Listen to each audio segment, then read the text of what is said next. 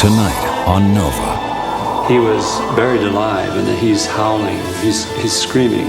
In the heart of Central Asia, ancient bodies offer puzzling clues. They say that they had red hair, bluish green eyes. It's a European type of person.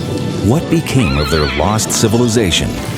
Oh, God, amazing. Nova takes you where few outsiders have ever gone to unearth the secrets of the mysterious mummies of China.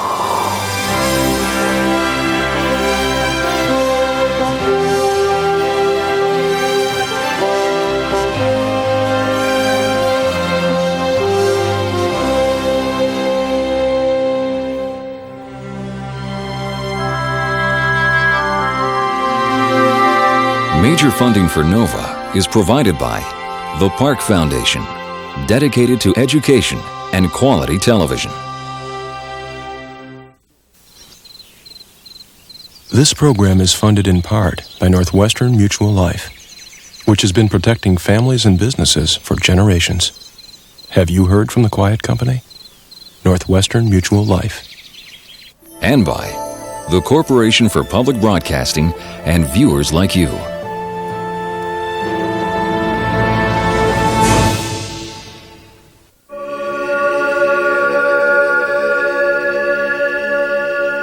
The desolate wastes of the Taklamakan Desert, at the heart of Central Asia, are haunted by an ancient mystery.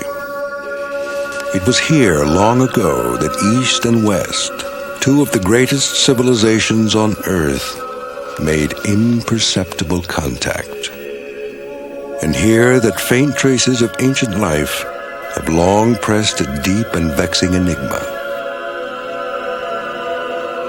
Did the civilization of ancient China arise in isolation? Or was there an unremembered link with the cultures of the West? Now the echoes of voices long silent are offering startling testimony.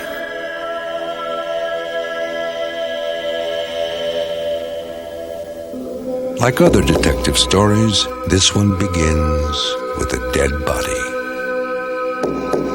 This woman and others like her are as old as 3,800 years, yet remarkably well preserved. More startling yet, the mummies are clearly not Chinese, but they may provide evidence to solve the riddle of ancient China's interaction with the West.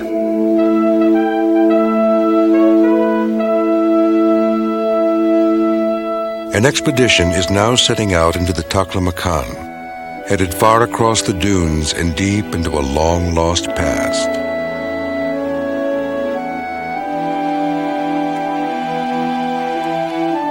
The quest to reclaim the mummy people's story began when Chinese scholar Victor Mayer virtually stumbled on the most important find of his career.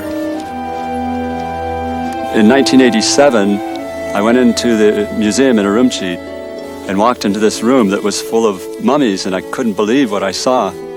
The label said that they dated back to 1000 BC. They looked as fresh as though they had just been exhumed a week or two ago. From that moment forward, I was totally enchanted with the mummies. Also here is archaeologist Janine Davis Kimball, who specializes in ancient nomadic peoples.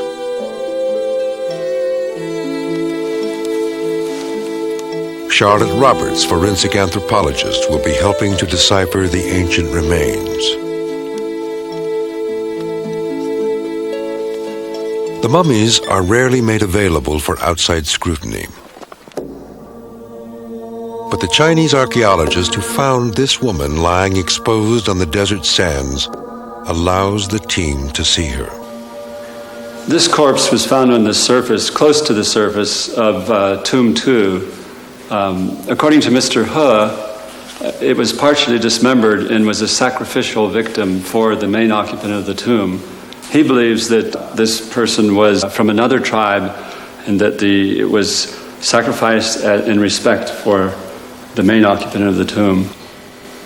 Her eyes have been gouged out. She's lacking her arms beneath the elbow joints, And from the pelvis down below, there's nothing remaining. Can we actually look at the pelvis? So there were no leg bones at all? No leg bones at all. Yeah. They've been jerked out or yanked out, according to Mr. He. Oh, looking at the pelvis, she's quite young, actually. If you look at the surface here, you see a ridge and furrow pattern, which is characteristic of a young person. Yeah. So there were no leg bones at all? No. It is a fascinating yet oddly intimate encounter with a woman who lived and suffered more than 3,000 years ago. More chilling yet is the fate of an infant child, found buried below the woman on the surface. Charlotte, how old would you say this child is? Well, I can just see the incisor teeth in the lower jaw. This would indicate a person about the age of 1 year, but could be as young as 8 months or as old as 16 months. This little baby boy was found in a hole over the main occupant of the grave. His head was inserted head first, and his feet were sticking up. So, according to Mr. He, he was buried alive, and that he's howling, he's screaming. Also, Mr. He says that there are traces of mucus coming out of his nostrils and traces of tears. So, according to Mr. He, this child was sacrificed again for the priestess. 可以看看这个里面。 Oh, I can see that. Little hand clenched. Oh, beautiful. The visitor's attention is drawn to the fabric wrapping the tiny body. It was not made by the Chinese, who hadn't yet acquired the craft of weaving wool with such sophistication. Where did the little boy come from? And very fair-haired too. Almost reddish. If you actually look at the profile, the nose is quite large and long. Long nose. Yeah, although at this age we wouldn't really want to say much about ethnic affiliation. There is no uncertainty about the ethnic origins of the body buried in the main chamber below the other two. This perfectly preserved mummy was a woman of about 40. 从人种来讲，它是属于欧罗巴人种。 It's a European type of person. 是属于欧罗巴人种，所以她的身比较高。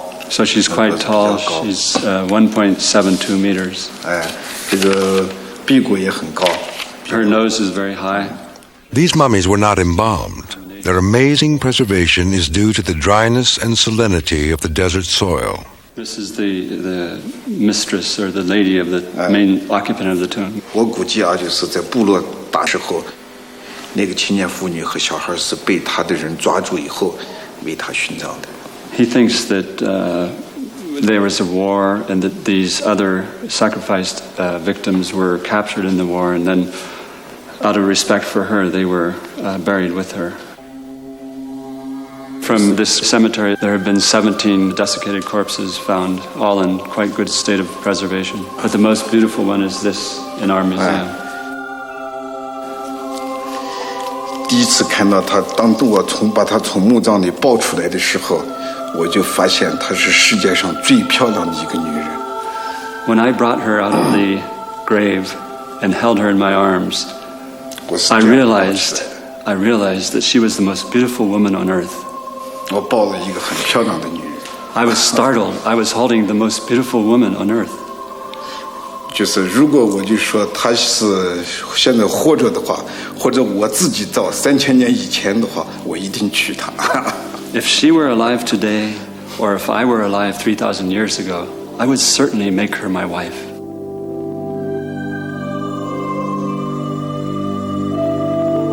But how could a Chinese man like Mr. He have met a blonde woman 3,000 years ago?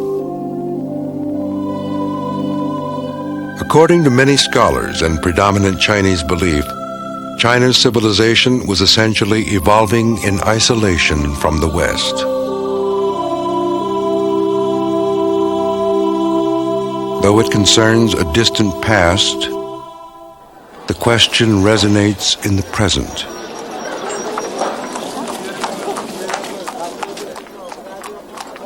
Most of the people who dwell in China's westernmost regions don't look especially Chinese.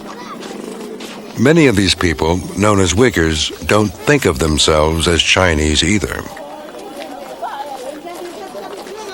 In recent years, some have called for autonomy from China, and to them, the mummies are proof that their ancestors were an ethnically distinct group, here long before the arrival of Chinese conquerors.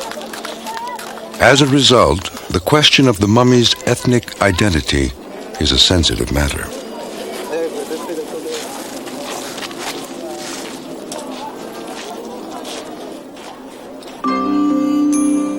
No one disputes that eventually China's isolation was broken, and a lively traffic in commerce and culture flowed between East and West.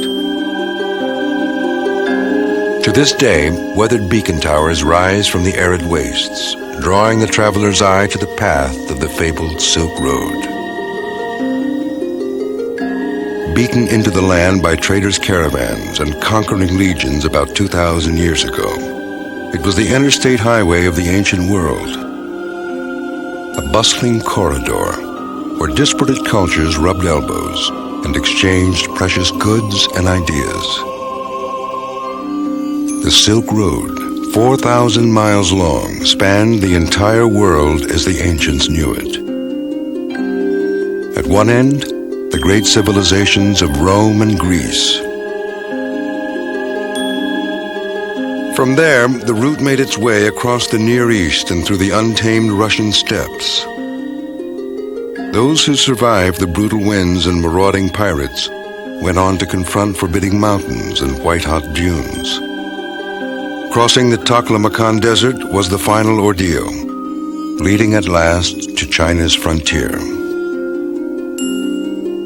Tales of the grueling trip have surely lent credence to the view that ancient China was beyond the reach of Western influence. Over the centuries, the Silk Road sprouted a civilization of its own. It was as fantastically long as it was oddly narrow, lined with imposing temples and thriving cities.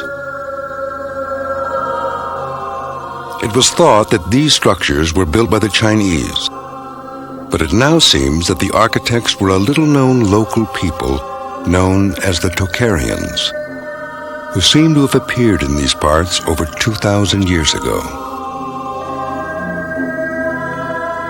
Some of their cities were located remarkably close to the ancient mummy graveyards in the Taklamakan, suggesting that this mysterious tribe may be connected to the mummy people. To explore this idea, the team has asked its Chinese hosts to take them to a mummy burial site. Since the whole issue of the mummies is laden with political stakes, they are constantly accompanied by two Chinese officials.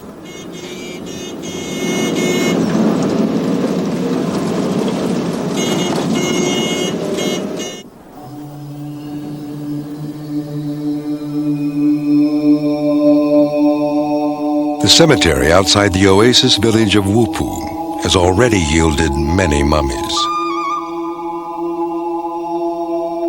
Jacob Satuhola, Regional Director of Archaeology, extends a warm welcome.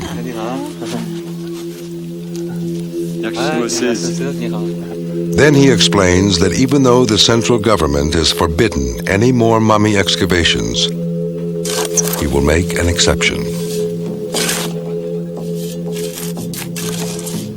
In the interest of international cooperation, he allows them to dig up a grave.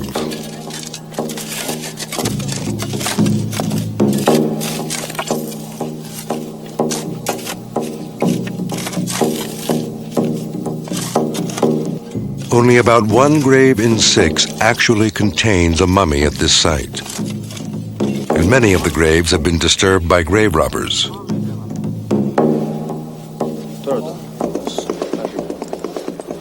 Victor senses this one has not been spared. There's no question in my mind that the grave had been disturbed. The timbers covering the roof of the grave were inverted from their normal position. There were no reeds or branches or other materials to cover over the grave that would prevent the sand from falling down into the chamber.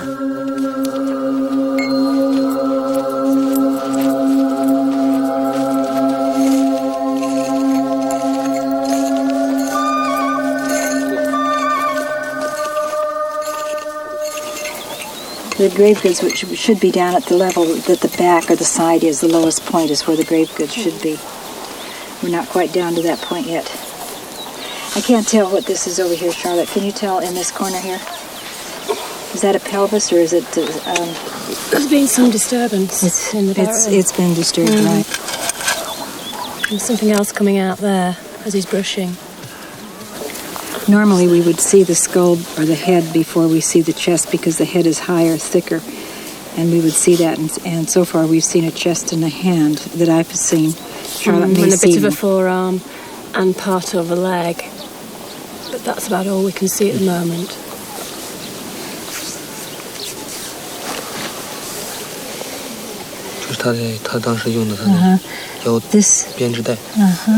This is a piece of textile, but it's not a woven piece. It's done in a different technique that's sort of like a braid.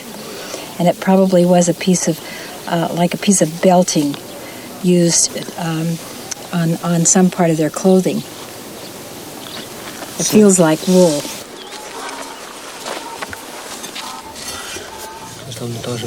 Oh, yeah, this is wool that's been spun. Sheep wool, spun into yarn. And let's see, is it woven? No, there's no weaving on it yet. It's just twisted. For a moment, a scrap of wool distracts the visitors. But Victor suspects something is amiss. Peering down into the grave, I saw fungal growth on the corpse, which would indicate that it had probably previously been located elsewhere than in that grave. And the fact that the corpse itself was quite well preserved, but it was headless, is inexplicable unless there was disturbance. It seems the Chinese had planted a headless body here to avoid the risk of unearthing a European typeface. They may not have anticipated that the visitors would explore other avenues in their search for clues to the origins of the mummy people. Victor, once again, has unearthed a major find without having to dig at all. In an obscure local museum, he finds two mummies from the cemetery. An adult man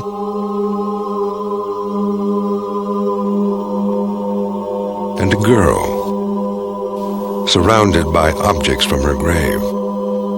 She's quite young, and from what I can see, looking at the edge of the pelvis, there's a bit there that usually fuses around the age of 25, and that certainly hasn't fused, so she's probably around 18 to 20 years of age. If you look at her face, she's got a pretty flat face and high cheekbones, a short nose which isn't very protruding. And she looks very similar to people who live in this area today, although we notice she's got an overbite. If you look at the teeth, you see the teeth. Yeah. Usually many people in this area have an edge-to-edge bite, and she has got an overbite, So which tends to be more European in nature. We've got some preservation of hair here, and look at the fingernails. You see them? They're quite long and don't look like they've been cut for a long time. Interestingly, this young person looks like she's quite emaciated. Now, that might be something to do with the mummification processes, desiccating the skin, but maybe she was ill for a long time, but certainly there's no evidence to suggest by just looking here what caused her death. She has very little flesh. Her fingers are very skinny. Beside the girl is a water bucket. And then on top of it is a piece of bread.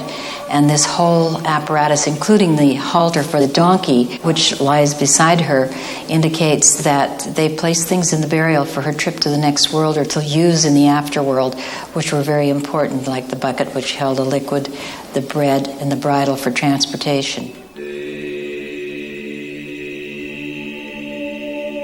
The male body, which was discovered in the late 70s, is faring far worse than it would buried in sand. The curators lacked the funds to prevent the gradual disintegration of some of the most important human remains ever found. But this ancient man can still offer precious clues about his people. An oval face and reddish hair suggest European roots. His bronze earring and leather boots show his people were skilled artisans. They were buried wearing their clothing. They wore boots with felts, stockings, kaftans, trousers. So we know what they would have looked like when they were walking around and alive.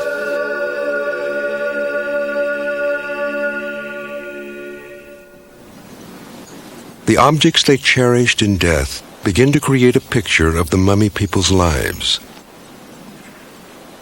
They were farmers who kept domestic animals and worked a land thousands of miles away from their ancestral turf. This is a food item for the local people, and it's made from barley, and they came in many different shapes. So it's in effect bread? Bread of some sort. And you'll notice the curvature on this piece of bread. A wooden basin with legs on the bottom. It's a vessel for daily use. Yes, it's a vessel for daily use, but it's also placed in the burial and could have held bits of food or intended to hold food for use in their next world also. Noted archaeologist Wang Bin-he found further evidence. We even found some farming tools. The woolen and leather clothing came mainly from sheep, so they must have had quite large flocks. Handicrafts were also well developed. For example, they could make clay pots. This was probably used by the priestess or the shamanka, the female priestess, to cure people. There's still evidence this is very possibly a little cultic cup made from clay, fired very nicely, and it has an extremely thin. When we have this expanding spiral, this spiral, right? This is very typical of nomadic people, also. Hard to believe it's 3,200 years old. Cowrie shells from the sea, not naturally found within thousands of miles of this vast desert, give up a crucial piece of the puzzle. They must have been engaged in long-distance trade because we see in their graves sometimes things like cowries. They would have had to acquire such things from distant peoples. These are actually the spindles, and this is the spindle whorl. This one is made out of wood, while this one is made out of bone. And they're different weights, so they would be used to spin different weight of rolled yarn. Of all the finds here, the woolen textiles are the most impressive. Woven into twill and tartan patterns, these are among the oldest fine woolen clothes ever discovered. This one has beautiful and harmonious colors. It has blue, white, and red. Also, the design and weaving is so wonderful. This piece is 3,000 years old. Strikingly similar to Celtic tartans from northwest Europe, the patterns in the weave are like ancient DNA, waiting to be decoded. Are they evidence that the mummy people share common origins with the people of Western Europe?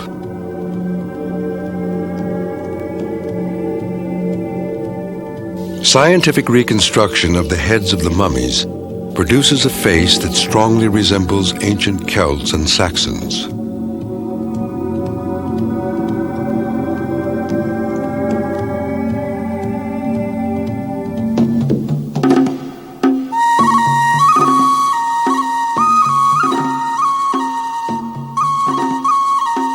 The mummy people buried their dead in the barren desert, but lived in the oases along its edges.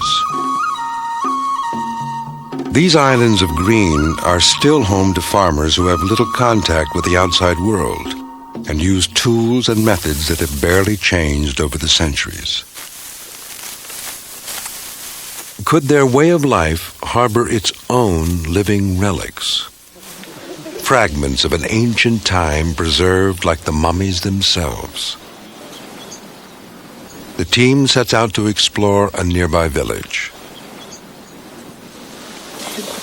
Charlotte wants to find out about patterns of health and nutrition, since those leave indelible marks on corpses and skeletons. Are there any problems, general health problems? Is there any dental disease? Problems that afflict present-day locals might explain defects found on the mummies and shed light on their way of life.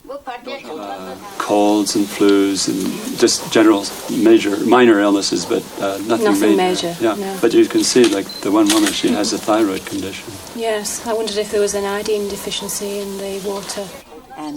It turns out the local people enjoy good health, sustained by a balanced diet of cereals, fruit, vegetables, and meat from their livestock.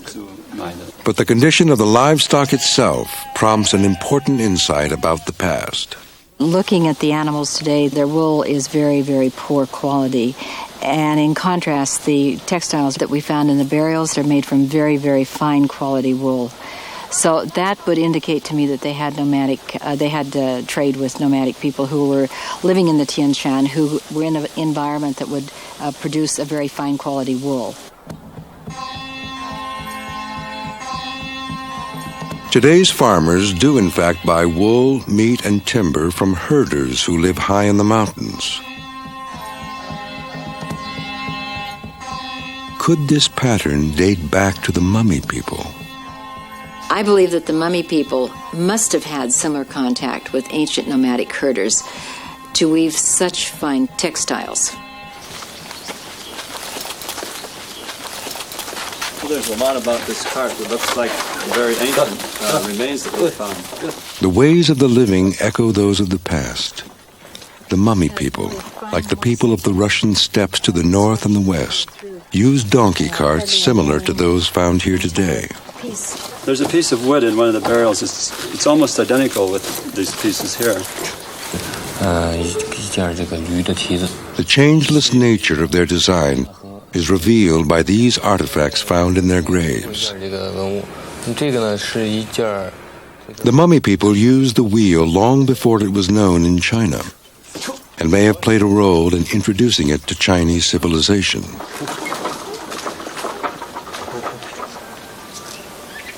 In another reflection of the past, fir trees from the Tian Shan Mountains are used to fashion vessels and boards, like those the local women use for bread making.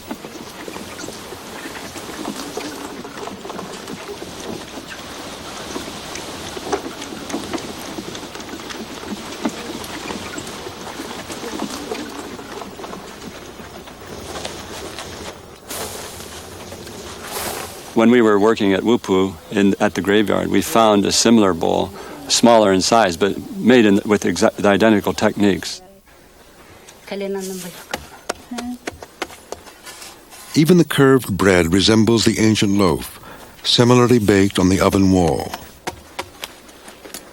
In some ways, when you go into the modern village of Wupu, you feel like you're entering into the ancient period in which when you look at the artifacts, you feel like you're recapitulating that. There's so many similarities. But the scholars need to set their gaze beyond the village to explore the interdependence of local farmers and mounted nomadic herdsmen. After centuries of self-sufficiency, the mummy people grew increasingly reliant on goods provided by nomads, who found in the higher reaches of the Tian Shan Mountains pastures rich enough to raise high-quality livestock.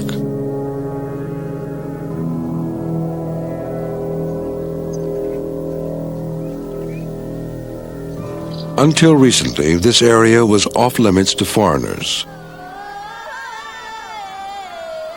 and the visitors were not prepared for what they saw. Much to our utter surprise, we found magnificent grasslands that are so immense it boggles the mind, and they go very high. One could not possibly take advantage of this territory without having had a horse. There's no doubt that horseback riding had a great impact upon the expansion and occupation of the territory in this region. But could horseback riding have reached these parts centuries before it was known in China?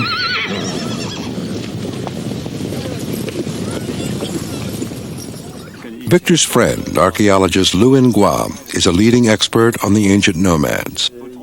His spectacular finds are revealing the nomads were expert riders as early as 800 BC. The 4th century BC horse saddle that we found doesn't have any metal or wood on it. It's upholstered, as you can see, white leather. It's one of, as far as we know, it's one of the earliest saddles in the world that's so perfectly preserved.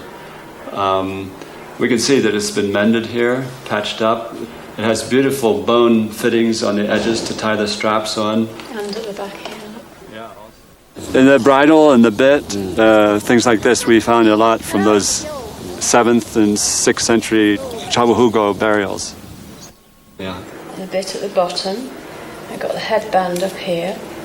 The cheek pieces are wooden sticks. The snaffle bit is made of iron. And we have the leather straps, the bridle. And this is the rein. And this rope. And the rope must be for tethering the animal. It's just like it's brand new. It's still very flexible. It could take a lot of weight.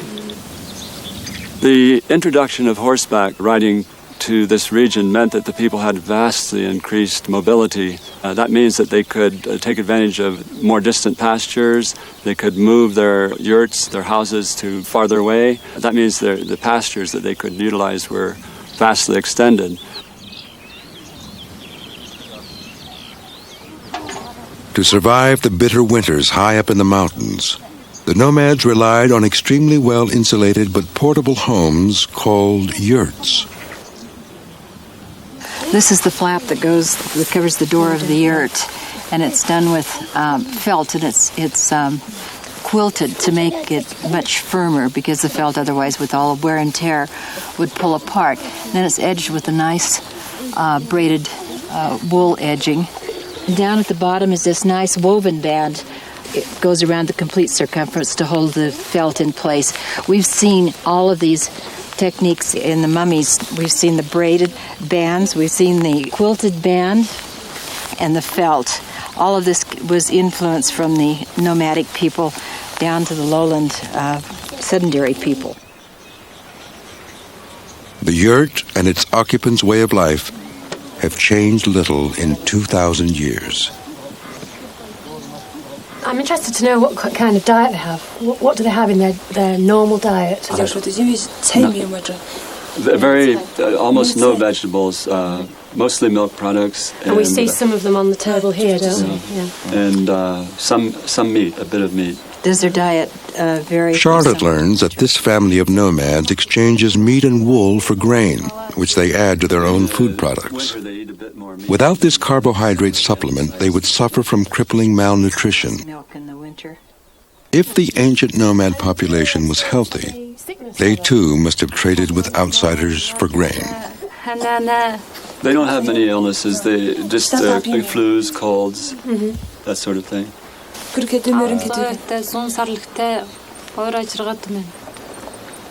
They have 500 sheep and goats, 500 sheep, 100 cows, cattle, and 80 horses. But exactly who were the nomads? And where did they come from? Archaeologist Luin Gua suggests they try to locate a mysterious site dating from the time of the ancient nomads. Perhaps it will yield some clues. Oh, God, amazing. Look at that. Oh, look at those. A colossal rock face covered with elaborate engravings.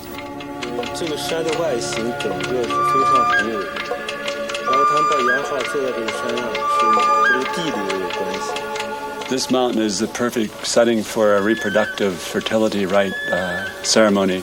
There's a lot of grass here. It's very lush, and the mountain itself is so grand that it's natural that people would want to come here and have ceremonies. I see females performing a very ritual dance, and some of them even falling into ecstasy during the dance time. And the copulation between the male and the female are prominent in these scenes. These 3,000-year-old dancing women with their narrow waists and stylized gestures are nearly identical to figures found in Bulgaria and in the Ukraine, dated to about 1,000 years earlier. There, too, the dancers celebrate fertility and reproduction.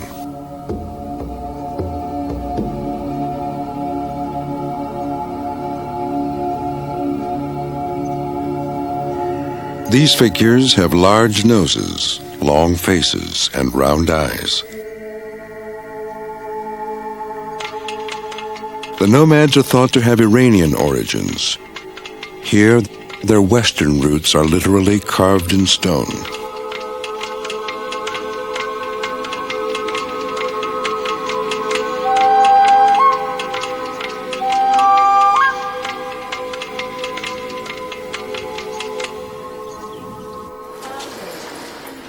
Eager to establish if the nomads traded for grain with the mummy people, Charlotte and Lou try to figure out how well the ancient herdsmen ate by studying their skeletal remains.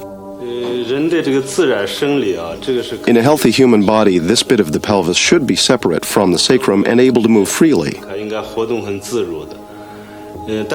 this half is fused. I suspect this is probably due to injury. And again, this may well be related to their lifestyle, maybe to horse riding. On the back of the mandible, you'll see a very large hole there, which indicates that the bone has got infected inside. The pressure's built up, and it's forced the pus that's formed inside the bone.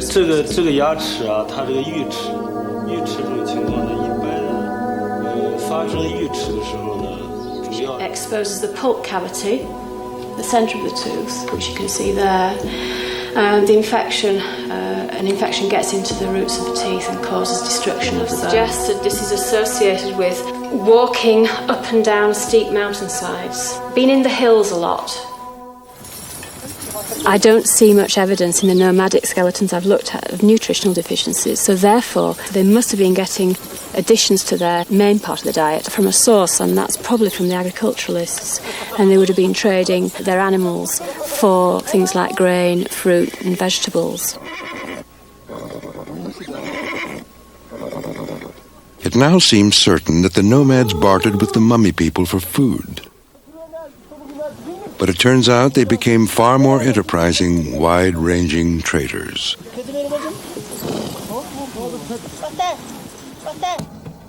Their graves contain such items as a 3,000-year-old makeup stick and numerous bronze objects made hundreds of miles away. We have evidence of long-distance trade across the mountains and steppes. So we have bronze knives, which show a very strong affinity with the steppe nomads on the northern side of the Tian Shan and clear as far north as southern Siberia. At the time bronze was spreading eastward, the Chinese recorded their first descriptions of European-looking nomads. They say that they had red hair, bluish green eyes, and they looked like monkeys, and long noses. They had long noses, and they looked like monkeys. Hairy all over. A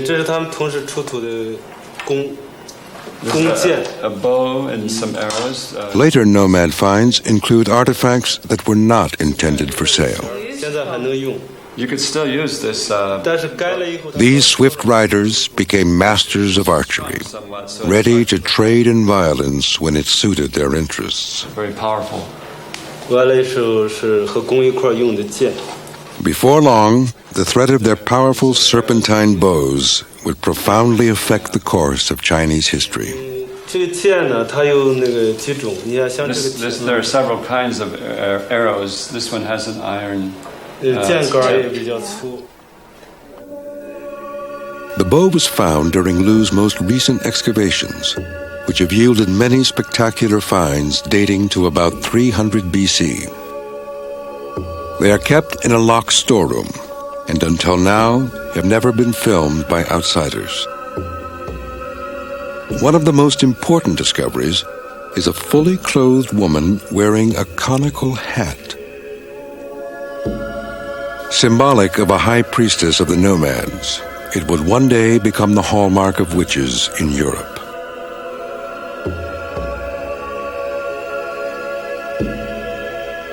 Most startling of all is a male mummy, bearing marks unlike any seen before. The man's chest had been incised, possibly due to lung disease, then sewn up with horsehair sutures. By this time, the distinction between farmers and nomads was blurring. They lived in tents, they followed the grasses and waters, they had considerable knowledge of agriculture.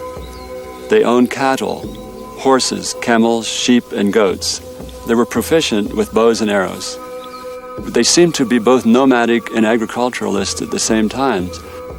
So I believe that they were able to adapt to different kind of circumstances, and that those who found themselves in oases, for example, became farmers. And those who were in upper pastures or in grasslands either maintained a nomadic lifestyle or they became nomads.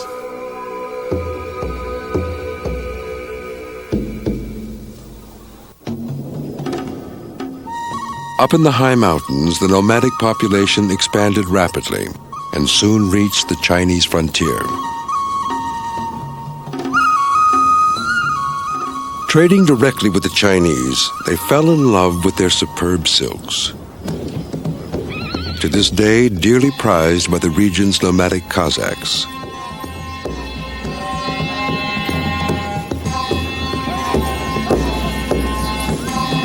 The nomads had extensive trade networks from about 1000 BC, but the trade in silk began around 300 BC and spread right across the steppes to Central Asia, to Persia, and to Europe. This was the luxury item they really coveted. If the Chinese refused to supply them, the nomads bargained even harder. Waves of horsemen laying waste to border towns. The Chinese cavalry was not powerful enough to chase them. But they did have superb engineers. The Great Wall of China was linked up in the 3rd century BC from sections that had been built earlier. It was not yet the wall we see today, but it was large enough to impress the nomads. Along the emerging Silk Road, the Chinese erected watchtowers to warn travelers if marauding nomads approached. In time, cities sprang up along the road. But who built them? Victor believes that at least one city, Jiaohe, may have originally been founded by the ancestors of the Tocharians, a mysterious people possibly descended from the ancient mummies. In fact, the European-looking bodies recently discovered by Liu live near Jiaohe and date to about 300 BC, when the town was first settled. Victor's research shows that Tocharians were living here as early as the 3rd century BC. Several hundred years later, when ethnic Chinese first arrived, most of the inhabitants were still Tocharian. Who were these enigmatic people? If Victor can corroborate his hunch that they descended from the ancient mummy people, a startling conclusion would be inescapable. This region on the very doorstep of ancient China was continuously populated by people of European origin from as early as 1800 BC through the boom days of the Silk Road. The team requests permission to visit a remote site never before filmed by foreigners. There, they may be able to glimpse the real faces of the Tocharians. This temple complex, carved out of sandstone cliffs, is riddled with caves where Buddhist monks made their homes. Wow, how nice. Wonderful. It's very small. Beautiful color. Very small. It's 7th century. 7th century. The walls of the caves are like mirrors, indelibly reflecting the different peoples who passed through the temple. Could they provide clues to the appearance of the Tocharians? face. The fleshy face, right. And look up there. I see somebody in a coffin. You can see the musculature coming out. And it looks to me like they're lowering the coffin into the burial. See the ropes around it, the green ropes, and they're putting it down into the burial. The clothes they were wearing are the clothes of the local people here in Kucha at the time. And it's similar to the Iranian clothes of that period. Oh, look, you look up there. See the guy with the horse and the pointed hat? There's 3 of them on that horse. There's 3 Saka there with the pointed hats. 3 Saka nomads. Many of the faces on the walls have Indian characteristics and caste marks. Others are plainly Europeans, painted in the style of classical Greece and Rome.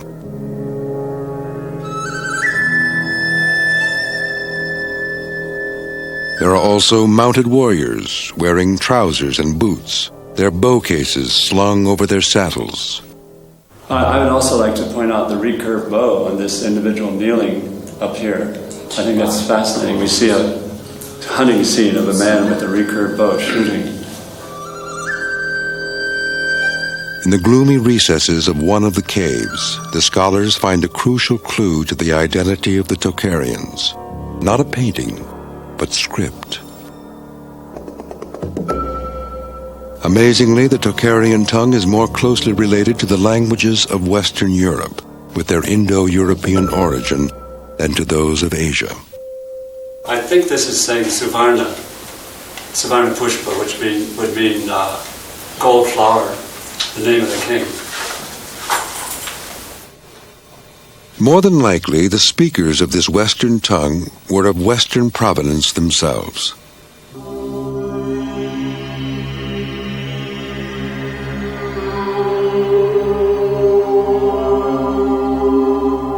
The puzzle is coming together. Tartan textiles,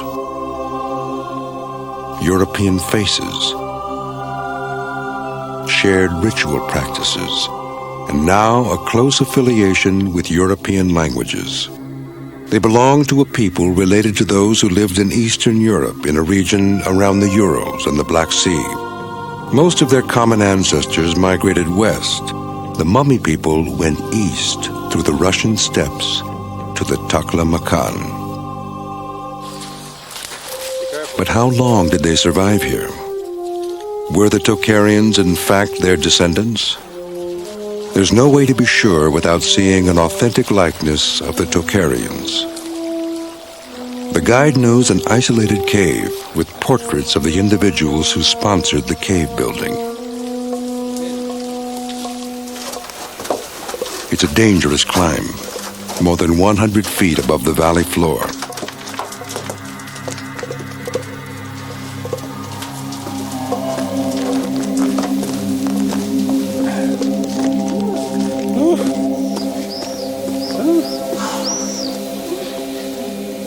Isn't that something? Up the ladders and across that ledge?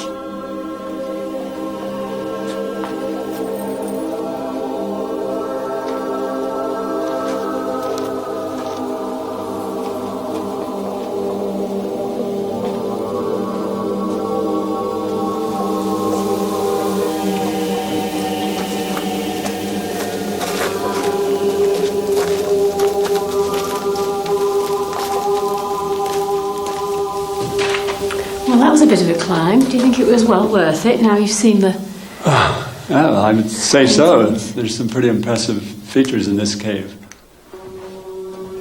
In this vaulted ceiling above us, we have a lot of Buddhas with kneeling figures beside them, and the kneeling figures look like they're Tocharians.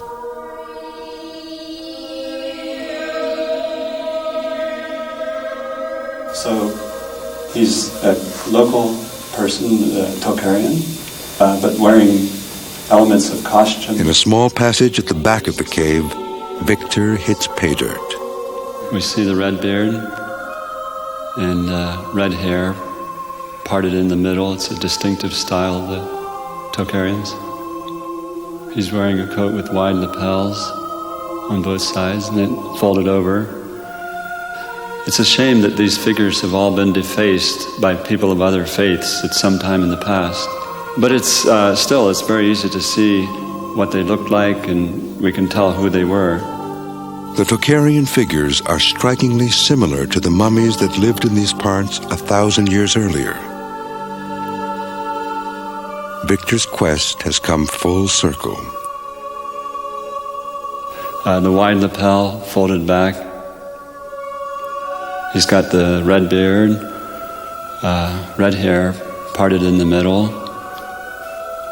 This donor has blonde hair and a long nose and an Indian caste mark, which we call a tika. Mm-hmm. So he's a local person, a Tocharian, but wearing elements of costume that are Sasanian or Persian influenced, and has an Indian caste mark. So we see it's a combination of various traits which the Tocharians have adopted.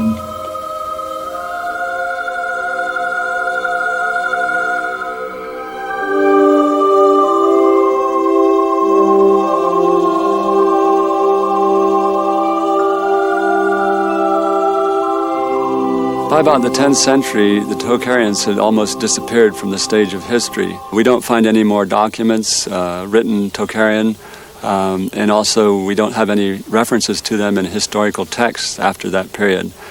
I suspect that what happened to them is that they were primarily absorbed by the Turkic peoples who were moving into this area and replacing them.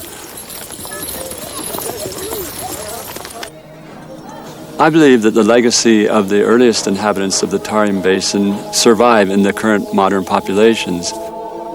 We can sometimes see individuals with blonde hair, with light eyes, a very fair skin. And where did they come from?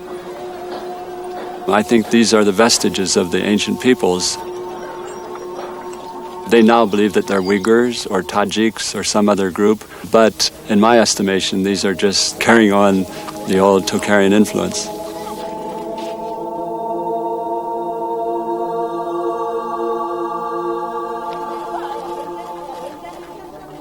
A people long dead and neglected have emerged to reclaim their place in history and radically change our view of a critical time.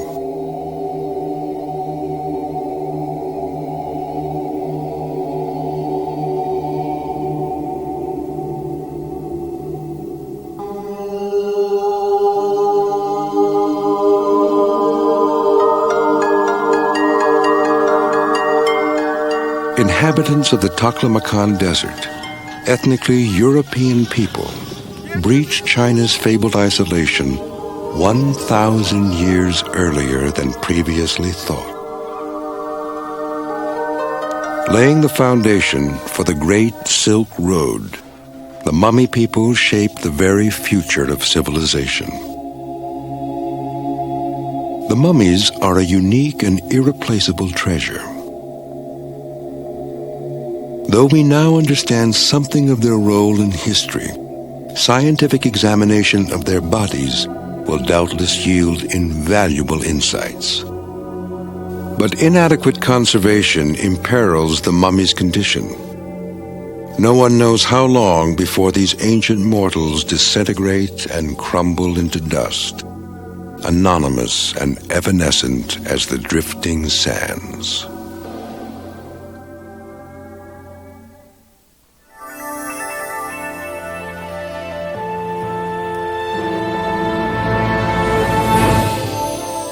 Preserved in peat bogs, frozen in ice, embalmed on the banks of the Nile, mummies across the ages, preserved forever on NOVA's website, www.pbs.org.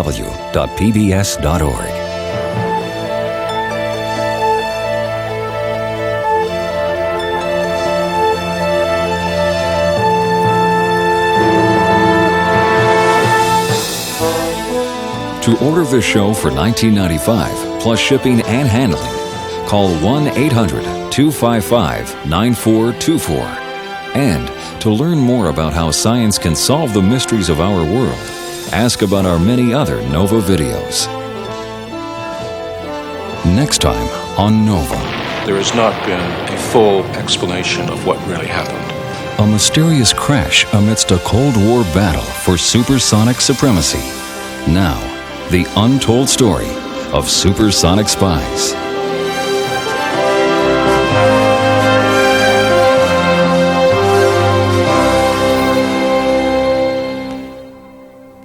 Nova is a production of WGBH Boston.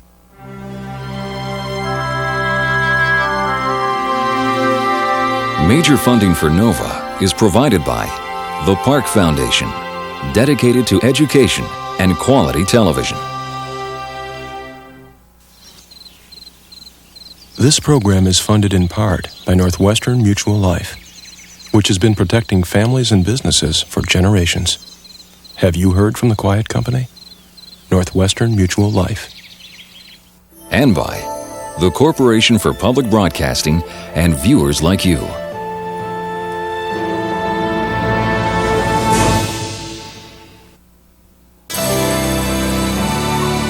This is PBS.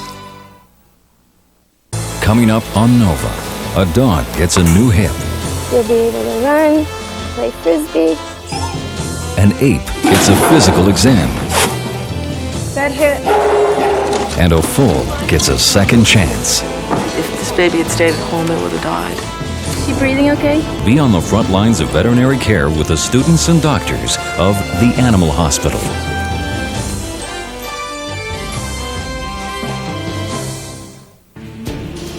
I want you to hear my confession, brother.